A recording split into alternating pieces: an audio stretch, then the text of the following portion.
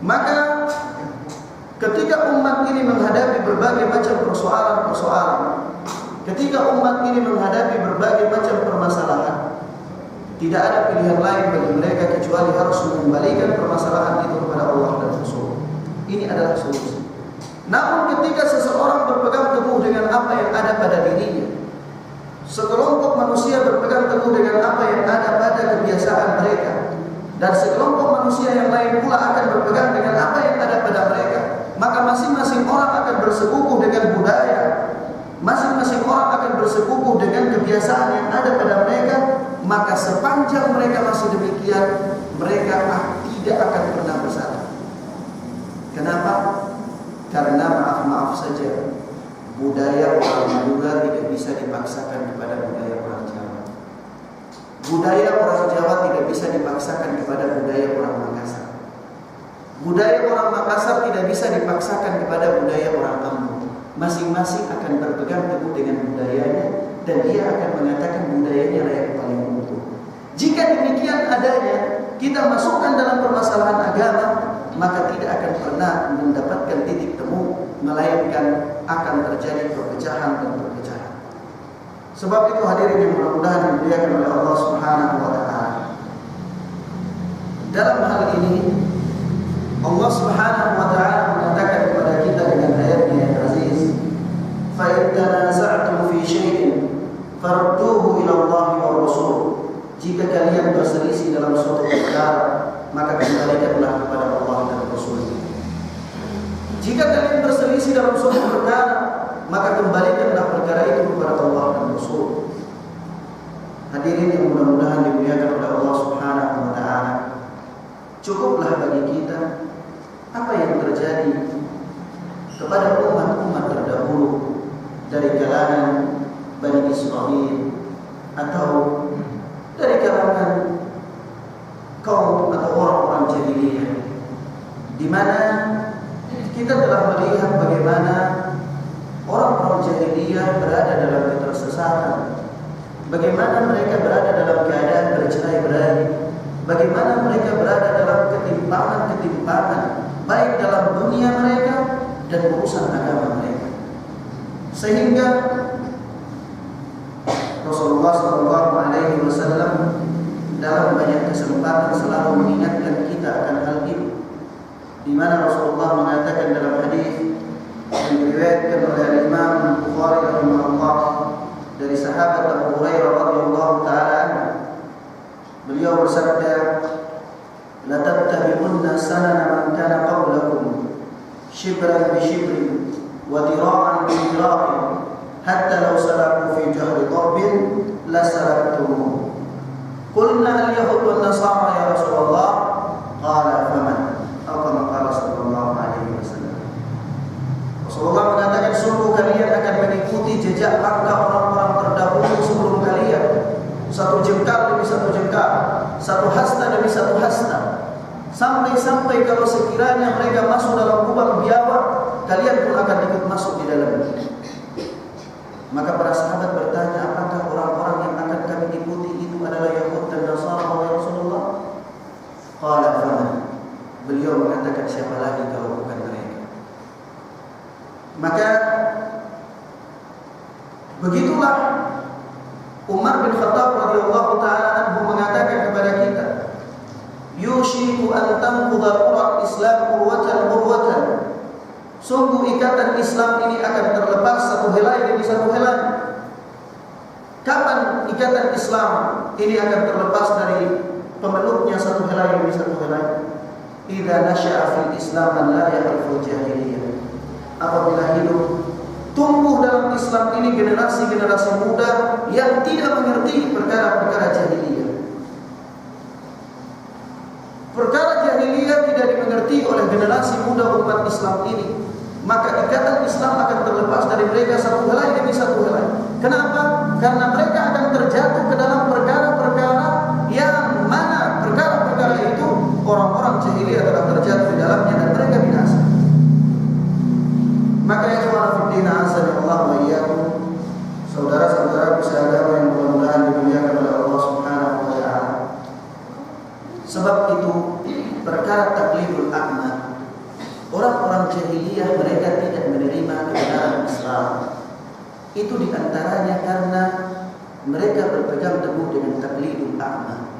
Adanya suatu prinsip pada mereka, yaitu prinsip taklid buta.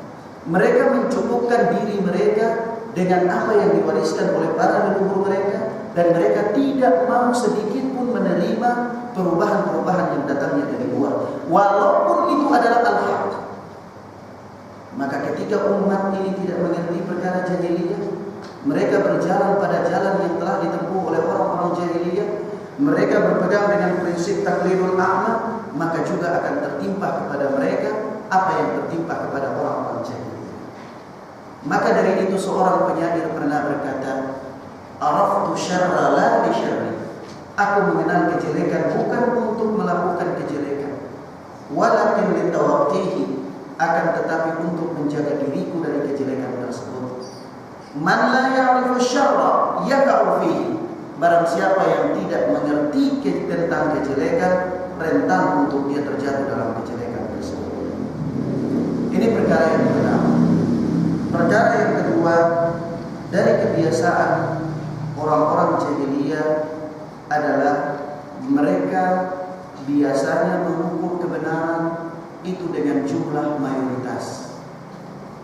Sehingga mereka melihat kalau suatu perkara yang datang kepada mereka itu ternyata para pengikutnya adalah mayoritas manusia, maka mereka langsung bisa memastikan itu adalah kebenaran. Namun jika sekiranya perkara yang datang itu para pengikutnya adalah minoritas, maka mereka mengatakan ini adalah kebatilan. Sebab itu ketika Rasulullah SAW mendakwakan mereka untuk mengucapkan kalimat la ilaha illallah, mereka melihat ternyata para pengikut, orang-orang yang mengikuti Rasulullah adalah orang-orang rendahan, orang-orang bawahan, dan sedikit sekali. Maka mereka pastikan ini bukanlah kebenaran. Jika sekiranya ini kebenaran, maka pasti orang-orang mulia yang akan mengikutinya, dan pasti para pengikutnya akan banyak. Akan tetapi argumen atau prinsip mereka ini dibantah oleh Allah Subhanahu wa taala. Allah mengatakan, "Intuti aktsara man fil ardi yudilluka an sabilillah." Jika engkau mengikuti kebanyakan manusia di permukaan bumi ini, niscaya mereka akan menyesatkan engkau dari jalan Allah. Begitu pula Rasulullah SAW mengatakan kepada kita dalam hadis yang sahih, diriwayatkan oleh Imam Muslim dalam sahihnya, "Bada al-Islam ghariban wa sayaudu ghariban kama bada, fatuba lil ghuraba." Sesungguhnya Islam ini datang dalam keadaan asing. Islam ini datang dalam keadaan dianggap asing. Orang sekarang, apalagi di zaman kita sekarang, hadirin, kalau kita menggunakan pakaian sholat itu serasanya minder. Orang Islam sekarang itu minder kalau dia pakai pakaian sholat. Dia pakai peci, dia pakai baju muslim, itu minder. Dia merasa lebih keren kalau dia pakai dasi, pakai jas. Ya, begitu juga wanita-wanita muslimah. Kalau dia menggunakan jilbab, minder. Namun kalau dia menggunakan pakaian yang membuka pahanya, ya, pakaian yang fresh, itu dia merasa bangga. Kenapa? Karena memang demikian adanya. Sehingga Rasulullah SAW mengatakan Islam ini datang dalam keadaan asing. Para sahabat ketika hadir di tengah-tengah kaum Quraisy Mekah itu dianggap asing. Kenapa? Karena semua manusia di zaman itu mereka menyembah kepada berhala-berhala yang banyak, Tuhan-Tuhan yang banyak. Ketika itu Rasulullah datang dan Rasulullah mengatakan, "Qulu la ilaha illallah." Ucapkanlah tiada sesembahan yang berhak disembah kecuali Allah. Kemudian mereka mengatakan, "Wah, apakah orang ini yang hendak menjadikan sesembahan-sesembahan kami yang banyak ini hanya satu sesembahan saja? Ini sungguh perkara yang sangat ajaib." Mereka merasa aneh. Akhirnya terkucilkanlah para sahabat Rasulullah dan para sahabat. Kemudian Rasulullah mengatakan, "Wasayaudu kama bada." Dan Islam ini akan kembali di akhir zaman seperti awal datangnya, yaitu dalam keadaan asing. Ketika orang-orang di akhir zaman ini dia komitmen berpegang teguh dengan Islam, ya, dia menampakkan syiar-syiar Islam, dia tunjukkan kalau pribadinya ini memang dia seorang muslim, terasing, terkucilkan dari lingkungan tempat dia tinggal. Tidak umum. Tidak umum. Maka kemudian Rasulullah sallallahu alaihi wasallam memberikan kabar gembira kepada orang yang demikian ini. Rasulullah mengatakan fatuba lil ghuraba, maka sampaikanlah kabar gembira kepada orang-orang yang dianggap asing itu. Hadirin yang mudah-mudahan dimuliakan oleh Allah Subhanahu wa taala. Inilah dua perkara yang menyebabkan terjadinya perpecahan di antara umat manusia, terkhususnya di antara umat Islam ini. Ketika umat Islam ini pemeluk-pemeluknya bersekukuh atau berjalan berdasarkan prinsip taklidul a'ma, dia enggan untuk menerima kebenaran, dia hanya menutup dirinya dari segala macam hal, dan dia mencukupkan dirinya untuk berpegang dengan apa yang telah dia dapati dari warisan leluhurnya, maka ini faktor pertama terjadinya penyimpangan. Yang kedua, ketika umat Islam ini dia mengukur kebenaran itu dengan jumlah mayoritas, dia mengukur kebenaran dengan jumlah mayoritas, maka inilah faktor yang berikutnya menyebabkan terjadinya perpecahan di antara mereka. Oleh sebab itu, para ulama kita rahimahumullah ta'ala ajma'in, mereka telah memahami hal ini dan menyadarinya, sehingga mereka memberikan solusi-solusi kepada kita. Di antaranya solusi dari sikap yang pertama, taklidul a'ma, adalah mereka menasihatkan kepada kita agar jangan di dalam beragama ini, agar jangan kita bersikap taklidul a'ma. Di antaranya Al-Imam Asy-Syafi'i rahimahullah. Al-Imam Asy-Syafi'i rahimahullah menasihatkan kita dengan nasihat yang agung. Beliau mengatakan, la yahillu li ahadin an ya'khudha bi qawlina ma lam ya'lam min aina akhadnahu. Tidak halal bagi seseorang untuk mengambil pendapat salah seorang dari kami, yakni mengambil pendapat Imam Malik, mengambil pendapat Imam Ahmad, mengambil pendapat Imam Abu Hanifah, atau mengambil pendapat Imam Syafi'i. Tidak halal, kata beliau. Ma lam ya'lam min aina akhadnahu, selama dia belum tahu dari mana kami membangun pendapat kami itu. Artinya, selama dia belum tahu bahwa pendapat kami itu dibangun di atas dasar apa, maka haram bagi dia untuk mengambil pendapat tersebut. Kenapa?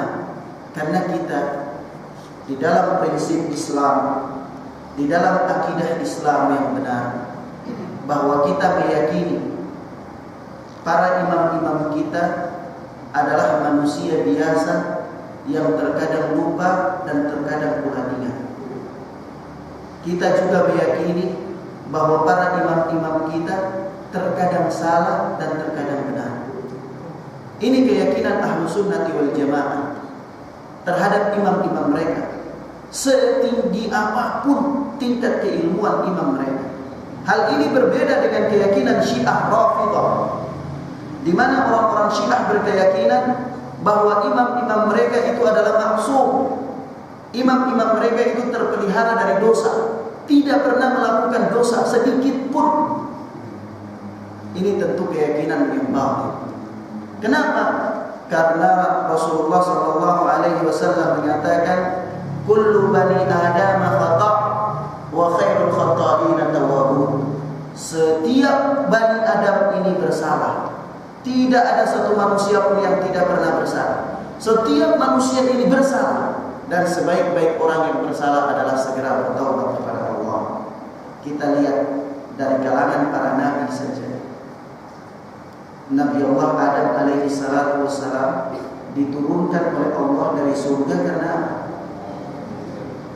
Karena kesalahan. Ya.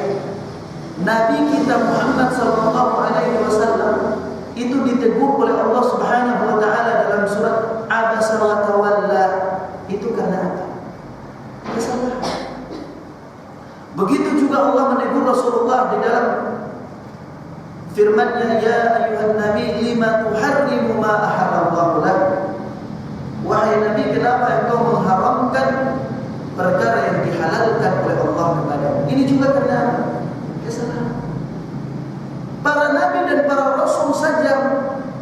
berbagai tabiat mereka adalah lupa dan melakukan kesalahan, maka apalagi para imam-imam kita, tentunya juga mereka tidak luput dari kesalahan. Sebab itu Rasulullah SAW suatu ketika pernah melakukan sholat dan beliau lupa, sehingga beliau mengatakan, innama ana basyarum mithlukum, sesungguhnya aku ini manusia biasa seperti kalian. Ya, ana ansa kama tansawna, saya lupa sebagaimana kalian juga lupa. Ini Rasulullah yang dibimbing oleh Allah Subhanahu wa taala. Rasulullah yang Jibril datang kepada beliau memberikan wahyu, itu juga beliau mengalami lupa dan kadang keliru. Namun kemudian ditegur oleh Allah, diarahkan oleh Allah, dan diberikan bimbingan oleh Allah Subhanahu wa taala. Apalagi manusia selain para nabi dan rasul. Sebab itu Al-Imam Asy-Syafi'i mengatakan kepada kita, la yahillu li ahadin an ya'khudha bi qaulina ma lam ya'lam min aina akhadna. Tidak halal bagi seseorang untuk mengambil pendapat salah seorang dari kami, yaitu Syafi'i, Ahmad, Malik, Abu Hanifah, ma lam ya'lam min aina akhadna, selama dia belum tahu dari mana kami membangun pendapat kami. Bahkan Imam Syafi'i pernah menyatakan dalam suatu ucapannya, jika sekiranya ucapanku itu khalafal kitab was sunnah, jika sekiranya ucapanku menyelisihi Alkitab dan sunnah, maka ambillah Alkitab dan sunnah dan buanglah, tinggalkanlah pendapatku tersebut. Begitu juga Al-Imam Malik rahimahullah. Al-Imam Malik rahimahullah mewasiatkan kita dengan wasiat yang mirip, di mana Imam Malik mengatakan kullu kalamin yu'khad wa yurad. Setiap ucapan manusia itu boleh diambil dan juga boleh ditolak, kecuali ucapan penghuni kubur ini, sambil beliau menunjuk kepada kuburan Nabi Muhammad sallallahu alaihi wasallam. Artinya tidak ada ucapan manusia yang mutlak diterima kecuali ucapan Nabi Muhammad sallallahu alaihi wasallam. Maka dari itu para imam-imam kita telah mewasiatkan kita untuk jangan kita hidup dalam belenggu taklid, jangan kita hidup dalam bingkai taklidul a'ma, karena ini adalah merupakan suatu sebab terhalangnya seseorang dari hidayah dan merupakan suatu sebab terjadinya perselisihan demi perselisihan di tengah-tengah umat ini. Yang kedua, para ulama ridwanullahi alaihim ajma'in telah menasihatkan kita bahwasanya kebenaran, kewajiban kita, kewajiban umat Islam adalah kembali kepada al-haq dan bukan kembali kepada jumlah mayoritas. Sebab itu berkata Syekhul Islam Ibnu Taimiyah rahimahullah, al-haqqu la yu'rafu birrijal. Kebenaran itu tidak bisa dikenal dengan orang. I'rifil haqqa ta'rifur rijal. Kenalilah al-haq, nanti engkau kenal orangnya. Artinya di dalam beragama itu jangan kita melakukan sesuatu karena kita mengikuti seseorang, karena kita melihat seseorang, kita mengukur kebenaran dengan melihat figur tertentu. Jangan. Kenapa? Karena manusia bisa terkecoh dengan penampilan seseorang. Bisa orang menggunakan jubah, menggunakan jenggot yang sama, jubah yang sama, sorban yang sama, tetapi penampilan atau pemahamannya berbeda. Sehingga kalau kita mengukur kebenaran hanya dengan penampilan jubah, jenggot dan sorban misalnya, maka sangat rentan untuk kita terjatuh dalam penyimpangan. Sebab itu kebenaran itu bukan dinilai dari orang, tetapi dari kebenaran itu sendiri. Kemudian nanti ketika seseorang mengenal kebenaran, dia akan tahu siapa pemeluk kebenaran tersebut. Ini yang dinasihatkan oleh Ibnu Taimiyah rahimahullah taala kepada kita. Kemudian akhwana fillah sallallahu wa iyyakum, Rasulullah sallallahu alaihi wasallam telah mengatakan kepada kita di dalam sebuah hadis yang sahih. Beliau mengatakan, taraktu fikum amrayni in tamassaktum bihima lam tadillu abadan. Aku tinggalkan kepada kalian dua perkara yang jika kalian berpegang teguh dengannya, niscaya kalian tidak akan sesat selama-lamanya, yaitu kitab Allah wa sunnah Rasuli sallallahu alaihi wasallam. Dua perkara tersebut adalah kitab Allah dan sunnah Rasul sallallahu alaihi wasallam. Permasalahan ketika semua umat Islam dia mengaku bahwa dia kembali berpegang teguh dengan Al-Quran dan sunnah Rasul. Tapi kenapa Ustaz? Ustaz katakan bahwasanya solusi dari perpecahan umat ini adalah kembali kepada Al-Quran dan sunnah Rasul. Dan kita dapati di tengah-tengah masyarakat, semua orang Islam yang mengaku dirinya Muslim, dia selalu mengatakan kembali kepada Alkitab dan sunnah Rasul. Tapi kenapa masih saja adanya perpecahan dan perselisihan di tengah-tengah mereka? Jawabannya, Rasulullah sallallahu alaihi wasallam telah mengatakan hal ini kepada kita dalam salah satu hadis ketika beliau bercerita tentang iftiraqul ummah, perpecahan umat ini. Kemudian beliau menerangkan bahwasanya umat yang selamat adalah satu golongan di antara 73 golongan yang terjadinya perpecahan. Yang selamat adalah satu golongan. Ketika ditanyakan kepada beliau, "Man hum ya Rasulullah?" Siapakah mereka wahai Rasulullah? Rasulullah sallallahu alaihi wasallam mengatakan, "Man kana ala mithli ma ana alaihi al-yawma wa ashabi." Mereka adalah orang-orang yang berada di atas apa yang aku dan kawan-kawan